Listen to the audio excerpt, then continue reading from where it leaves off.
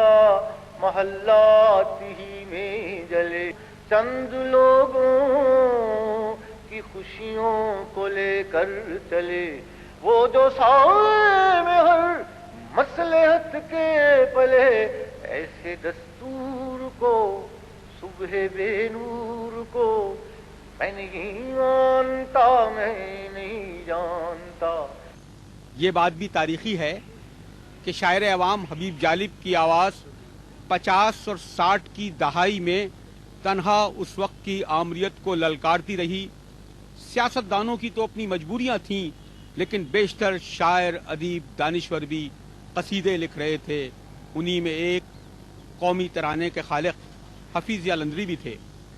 حفیظ جالندھری یہیں جہاں پنجاب اسمبلی ہے، جالب صاحب کو ایک چوک پر مل گئے، کہنے لگے تم کیا کر رہے ہو، یہ کیا نظمیں پڑھتے ہو؟ جالب صاحب نے کہا نہیں جی، جو ہوتا ہے ہم اپنا فرض ادا کر رہے ہیں۔ حفیظ جالندھری نے کہا تمہیں علم ہے ایوب خان کتنا طاقتور حکمراں ہے، میں اس کا مشیر لگ گیا ہوں، میں بتاؤں گا ایوب خان کو کہ تم کیا اس کے خلاف کر رہے ہو۔ جالب صاحب کہتے ہیں کہ حفیظ جالندھری اپنی بات کر رہے تھے، میں اپنی نظم میں بنا رہا تھا، اور پھر جالب صاحب کی وہ تاریخی نظم آئی مشیر۔ میں نے اس سے یہ کہا، میں نے اس سے یہ کہا، یہ جو 10 کروڑ ہیں جہل کا نچوڑ ہیں، ان کی فکر سو گئی، ہر امید کی کرن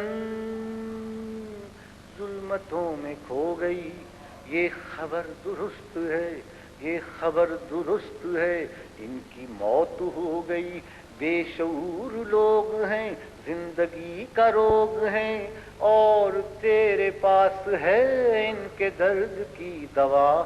میں نے اس سے یہ کہا، میں نے اس سے یہ کہا، میں نے اس سے یہ کہا، یہ جو 10 کروڑ ہیں جہل کا نچوڑ ہیں، ان کی فکر سو گئی، ہر امید کی کرن ظلمتوں میں کھو گئی، یہ خبر درست ہے، ان کی موت ہو گئی، بے شعور لوگ ہیں، زندگی کا روگ ہیں، اور تیرے پاس ہے ان کے درد کی دوا۔ میں نے اس سے یہ کہا، میں نے اس سے یہ کہا، تو خدا کا نور ہے، عقل ہے، شعور ہے، قوم تیرے ساتھ ہے، تیرے ہی وجود سے ملک کی نجات ہے، تیرے ہی وجود سے ملک کی نجات ہے، تو ہے مہر صبح نو، تیرے بعد رات ہے،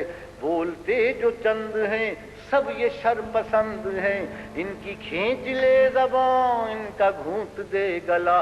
میں نے اس سے یہ کہا، میں نے اس سے یہ کہا، جن کو تھا زباں پہ ناز، چپ ہیں وہ زباں دراز۔ یہ دولتانے اور وغیرہ وغیرہ جو جن کو تھا زباں پہ ناز، چپ ہیں وہ زباں دراز۔ چین ہے سماج میں بے مثال فرق ہے، کل میں اور آج میں، اپنے خرچ پر ہیں قید لوگ تیرے راج میں۔ میں نے اس سے یہ کہا، چین چین چین اپنا یار ہے، چین اپنا یار ہے، اس پہ جان نثار ہے، پر وہاں ہے جو نظام، اس طرف نہ جائیو، اس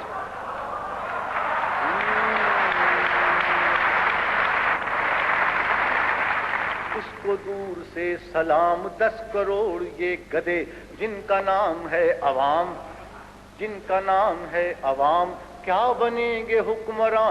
تو یقین ہے یہ گماں، اپنی تو دعا ہے یہ صدر تو رہے صدا۔ میں نے اس سے یہ کہا، مجھے اس بات کا فخر حاصل ہے کہ میں نے مرحوم حبیب جالب کے ساتھ مل کر کام کیا، ہم ساتھی تھے، ہم نے جو جلسے، جلوس اور سیاسی سرگرمی میں شرکت کی، ہم نے جیلوں میں اکٹھے وقت گزارا، خصوصاً حیدرآباد ٹرائیبونل میں جو مقدمہ چلا نیشنل عوامی پارٹی کے لیڈروں کے خلاف، ان میں میں اور حبیب جالب مرحوم ساتھ شریک تھے، اور مجھے ان کی صحبت سے استفادہ کرنے کا موقع ملا، اور ان کی استقامت، حوصلہ، شجاعت اور پھر ان کی تخلیقی صلاحیت जेल में होने वाले मुशायरे, ऐसी चीज़ें हैं जो मुझे कभी नहीं भूलेंगी। हबीब जालिब में तख्लीकारों की सच्चाई, दयानत और मासूमियत थी। वो एक खरे और सच्चे अवामी और इनकलाबी शायर थे। वो दुनियावी नफ़ो नुकसान से कतान बेनियाज थे। उनमें ऐसी बहादुरी थी, जोश वलवला था, जो खासकर जब चैलेंजेस सामने आते थे, जब हम लोग मुश्किलात का सामना करते थे, तो उनकी शुजाअत उभर कर सामने आ जाती थी। जैसे मैंने अर्ज़ किया, हैदराबाद में जो मुकदमा चल रहा था उसमें कड़ी से कड़ी सज़ाएँ हमें मिल सकती थी, लेकिन उनके पाए इस्तिकामत में कभी लग़ज़िश नहीं आई। बल्कि जैसे मैंने अर्ज़ किया, उन्होंने बहुत खूबसूरत चीज़ें लिखी जेल में। बल्कि मैं आपको ये बताना चाहता हूँ कि उनका एक कथा जो अभी तक गैर मतबूआ है, और मुझे ये फ़ख्र हासिल है कि मुझे वो ज़बानी याद है, तो मैं अर्ज़ करना चाहता हूँ कि एक दफ़ा जब PNA और भुट्टो साहब की हुकूमत के दरमियान मुज़ाकरात हो रहे थे, तो ये खबरें आई कि गोया हैदराबाद ट्रिब्यूनल टूट रहा है और हम लोगों को रिहा किया जा रहा है। फिर खबरें आती कि नहीं, ऐसा नहीं हुआ।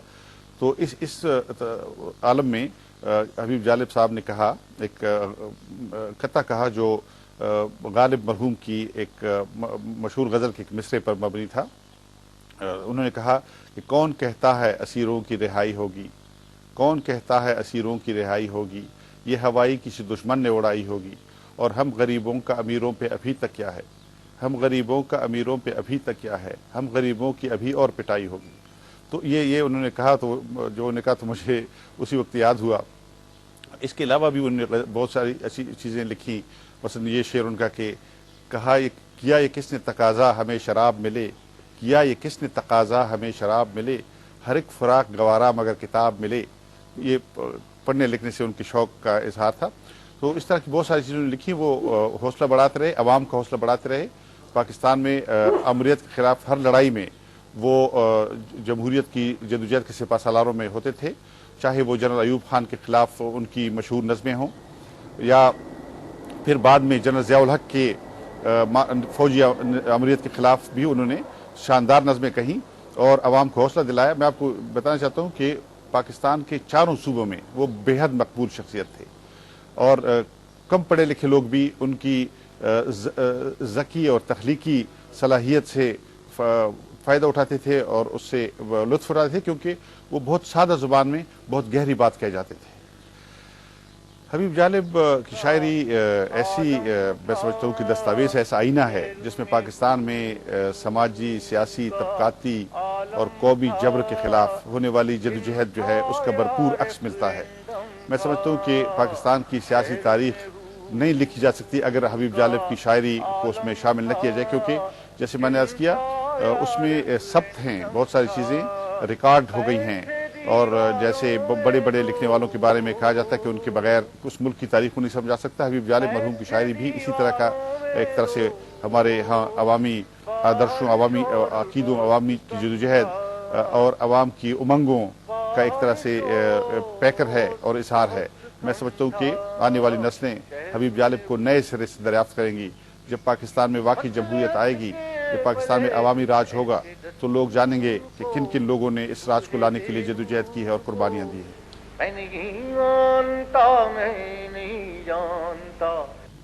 एक दहाई गुजरने के बाद अयूबी आमरीत रुखसत हुई और जाते जाते याह्या खान जैसे हुक्मरां को कौम पर मुसल्लत कर गई।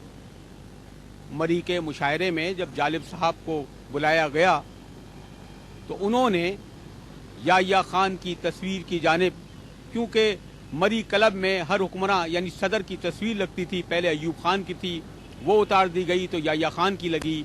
जालिब साहब ने याह्या खान की तस्वीर की जानिब इशारा करते हुए कहा कि तुमसे पहले वो जो एक शख्स यहाँ तख्त नशी था उसको भी अपने खुदा होने पे उतना ही यकीन था। याह्या खान ने आज़ादाना इलेक्शन तो ज़रूर कराए, मगर जब मशरक़ी पाकिस्तान में अवामी लीग को अक्सरियत मिली तो इस अक्सरियत को तस्लीम नहीं किया गया। फौजी ऑपरेशन हुआ, मुजीब गिरफ्तार हुए। उस वक्त ये समझा जाता था कि पंजाब बंगाल में फौज कशी के हक में है। जालिब साहब ने माल रोड की सड़क पर खड़े होकर कहा पुलिस वालों मेरा बयान लिखो, इस वक्त चुप रहना बेगैरती और घर में बैठे रहना बुज़दिली है। और फिर ये कता पड़ा, मोहब्बत गोलियों से बो रहे हो, वतन का चेहरा खून से धो रहे हो, गुमा तुमको के रास्ता कट रहा है, यकीन मुझको कि मंजिल खो रहे हो। मैं नहीं जानता, मैं नहीं जानता।